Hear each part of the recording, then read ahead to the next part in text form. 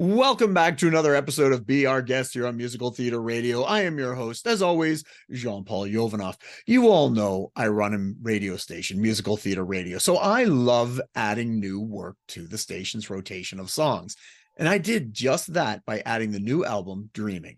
To tell us more about herself, the album, and the solo concerts album launches that happened in London and Helsinki, I'd like to welcome, all the way from Finland, Mira Ormala to the show. Welcome, Mira.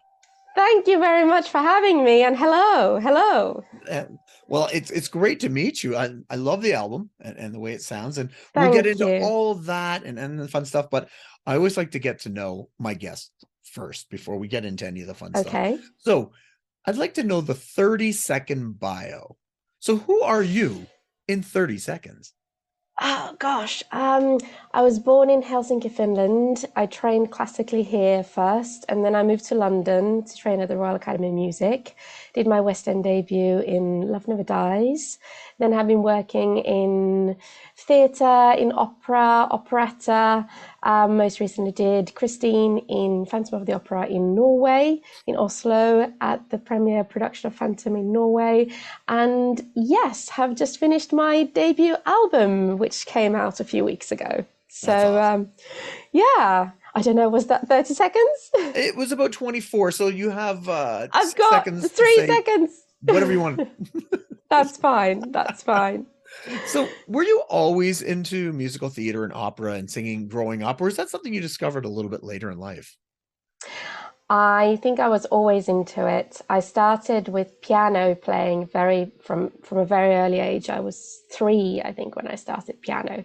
And then I started dance classes quite early on as well. And then the singing came on sort of I was always singing, but took lessons from kind of early teenage years, and was kind of doing everything. And theatre came in. I was doing theatre after school clubs from the age of sort of 13, 14. So I started all the different parts within musical theatre quite early on, and then all came together when I eventually ended up at the Royal Academy of Music, where I studied musical theatre. But I actually trained classically at the Sibelius Academy before that. And there wasn't any musical theatre training in Finland when I was growing up yet at that point. And that's obviously the reason why I moved abroad. And then, and then things took off from there. So moving from Finland to the UK, what was the differences you found? I'm just always curious about that. Moving from were you in Helsinki or were Yes, you, Helsinki, okay, yes. from Helsinki to London itself? What did you find that was so different? You went, what? It was, well, obviously, London is very large in so many ways. Everything is big and, there's so many more people. It's busier. And obviously also as an artist, I think coming from, Helsinki, at the end of the day, the circles are quite small and people seem to know each other and, and suddenly being in this huge pond of lots of fish, that was quite the change. But obviously in London, there's so much going on. There's so much happening. There's so many opportunities. So that I obviously found. We actually got to Royal Academy, and within a few weeks I had the opportunity to perform with Elton John at the Royal Albert Hall. So it was really, straight in the deep end. When I moved over, I was lucky enough. I had some relatives living in North London that I know, so I had kind of a little bit of a family already. So some people I knew already living there, so I wasn't completely on my own. That makes a huge difference when you have that. Yes, it does. It does. Hold on. Yeah. Awesome. So let's talk about the album. Tell us a little bit about it, and what was the impetus? What was the reasoning for putting the album together? It's obviously been very busy. I've been lucky enough to have a lot of work going on at most times, but then the pandemic happened. And obviously we were all, thrown off. There was no theatre, there was no concerts, there was no work of that kind whatsoever. And I had the opportunity and the time to kind of really think about and develop myself as an artist. And I got back into songwriting, which I haven't done since I was a teenager. And that kind of inspired me to really get back into my own music and my own interpretation of songs, think about myself as an artist, as I said, and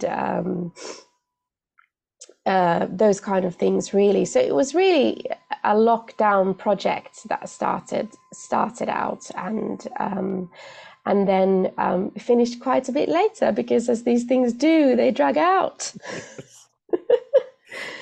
So where did you record? Was it in London? Was it in Finland? In London. And what was that process like?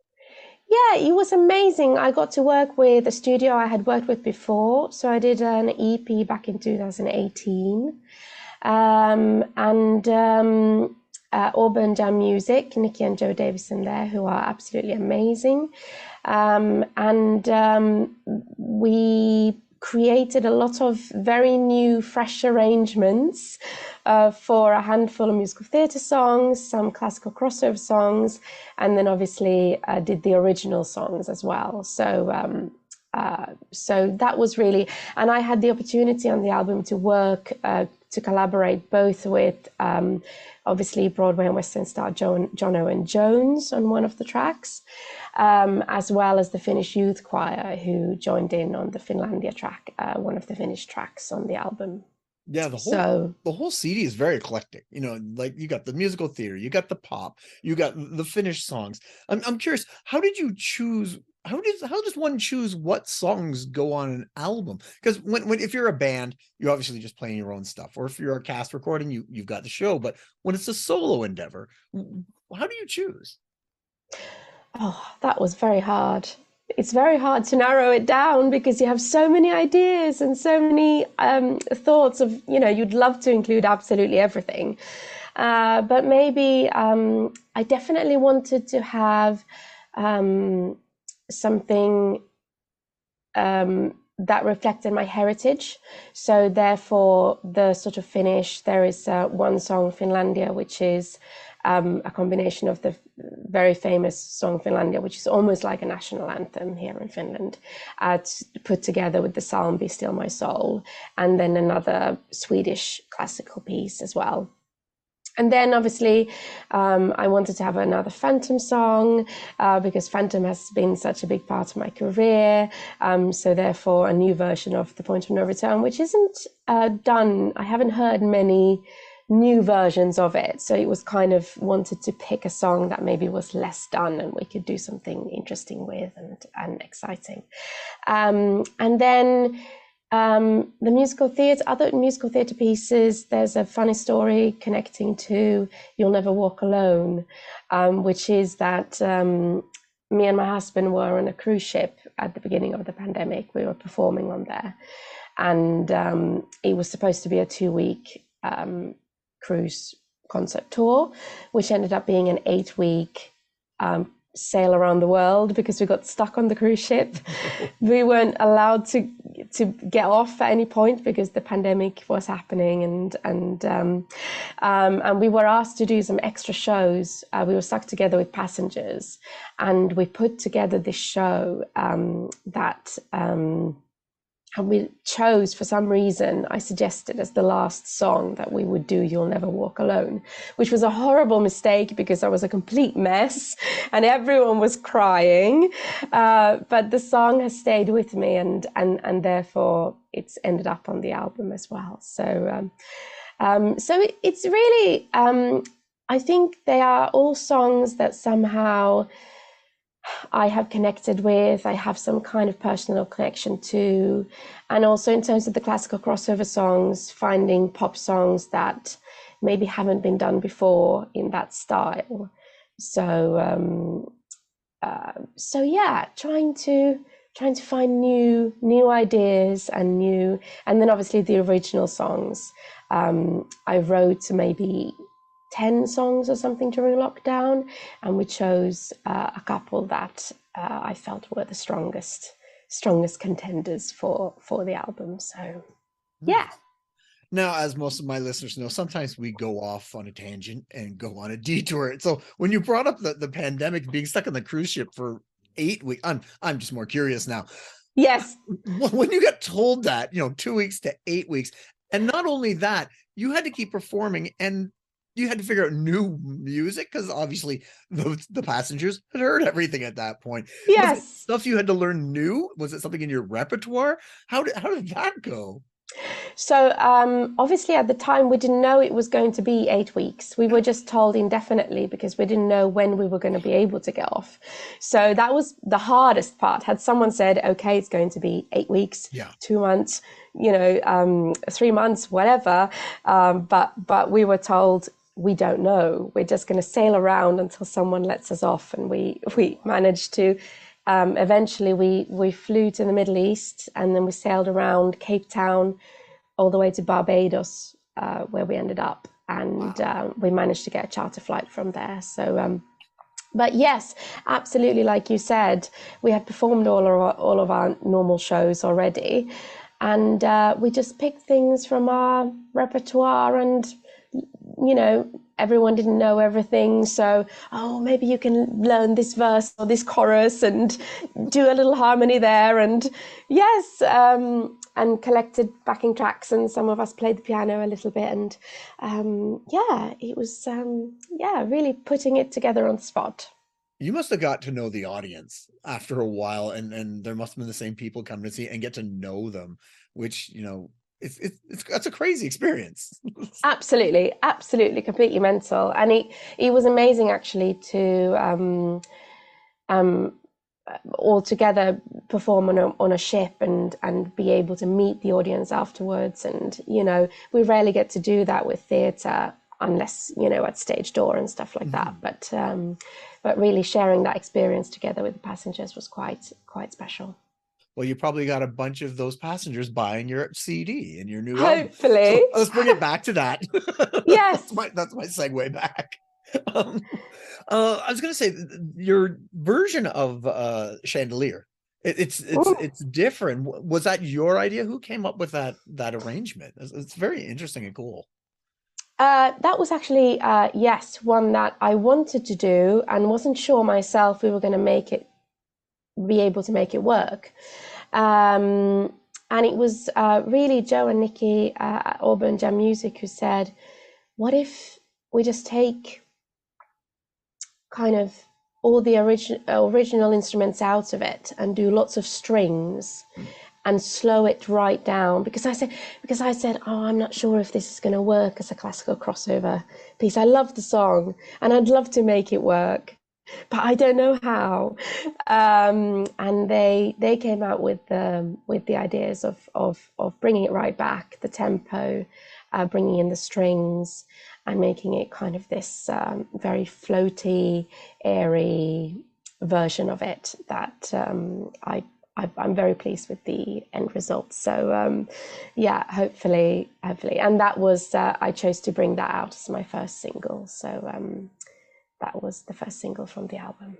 People should definitely check that one out. It's so different from the original, but yes, in a good way. It's different. It's I really like that. Oh, thank you. You're welcome. So the album itself, how long did that process take from, basically picking the songs, deciding to do it, to the release date? Almost 2 years, I would say.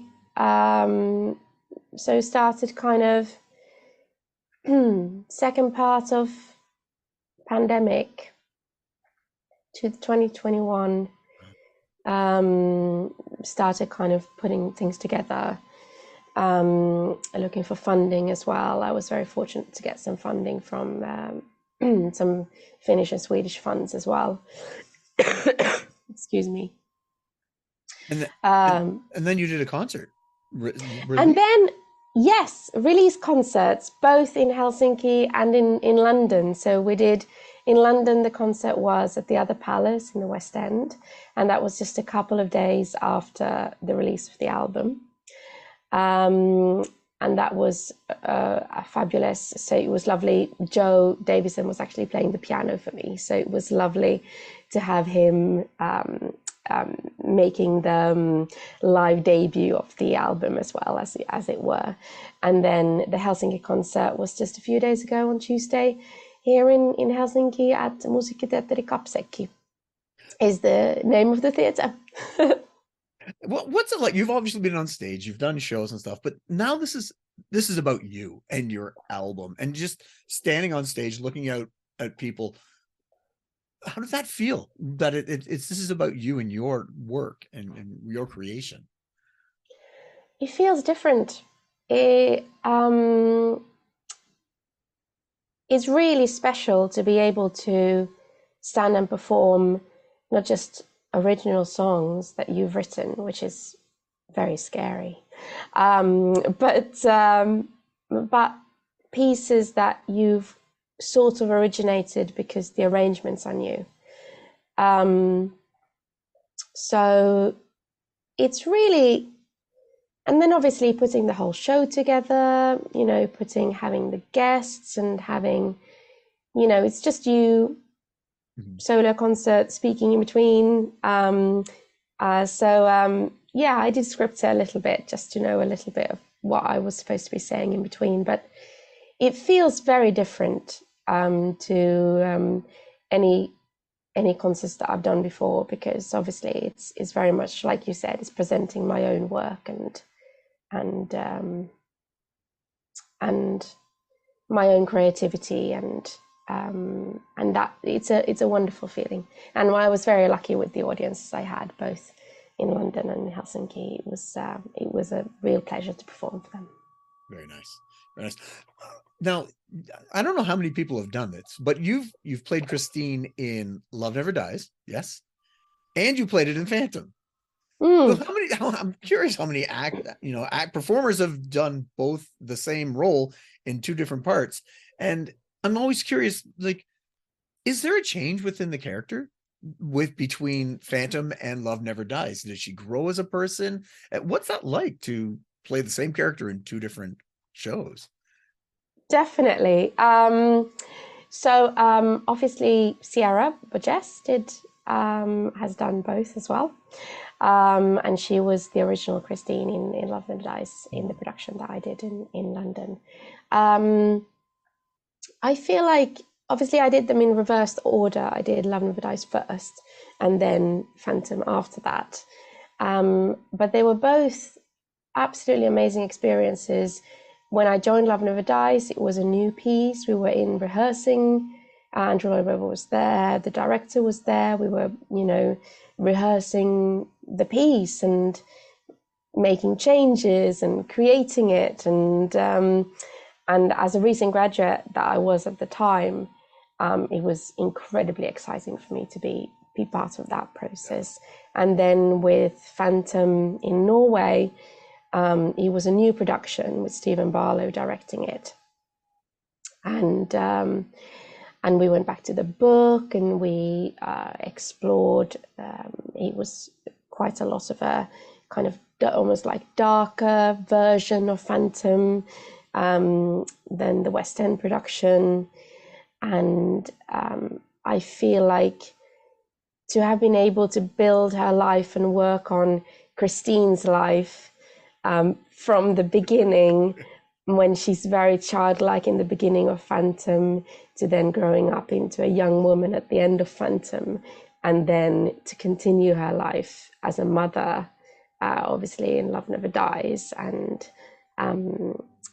everything that happens until, no spoilers, but until the end of the piece. Has been an amazing experience to explore a character to that extent, to really get into her personality and her development as a character. That's awesome. Yeah, one day maybe I can do that. be the same character in two different shows, and that'd be very interesting. But Yes. Yeah. I just have to say thank you. Thank you for coming on and contacting me about this album, and congratulations on the release and the concerts. Thank you. Now is the important part, the selling yourself. How do people get the album? Where can they learn more about you? All that fun stuff. Well, a lot of it now is online. So the album is available basically everywhere on all the major platforms. So iTunes, Spotify, Deezer, Amazon, YouTube. I've also made music videos to go with 3 of the singles that I released. So they are available on YouTube as well. You can find everything on my website, which is just www.miraormala.com. And find me on socials and write me messages, and I'd love to hear from you guys as well, and I'm always happy to get ideas of what I should do next, and everything, and hoping to do some more live dates coming up next year as well. So yeah. So I don't know if you can answer this. Do you have a what's next? Not at the moment. Not at the moment. Well, there's a lot of things in the pipeline. So I will be sure to post about everything when I can, and and see what happens, really. Fantastic. Well, we will continue to follow what happens, and if you ever have anything, just let us know. We'd love to help promote fellow theater people and bring them to a bigger audience. Yeah. Oh, thank you so much for having me, and lovely to meet you as well. Well, thank you so much, and have a good holidays. This is when we recorded it. Have a great holidays coming up, and of course, people might be listening to this 6 months in the future. So exactly. So yeah, congratulations on everything, and I look forward to seeing what you do in the future, Mira. Thank you so much, Jean. How do you say it? Jean-Paul? Jean-Paul. Jean-Paul. Perfect. No problem. Lovely. Thank you so much. You're welcome. All right. We were just speaking with Mira about her new album, Dreaming. Tune in next week as we'll speak with another guest or guest about their life, love, and passion that is musical theater. I am your host, as always, Jean-Paul Jovanov. And until next time, I'll see you when I see you.